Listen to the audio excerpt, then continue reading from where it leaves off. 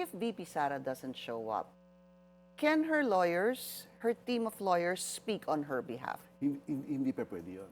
Kasi ang Hindi pwede yun. Kasi ang clarificatory question on a personal note, maaaring hindi alam ng abogado.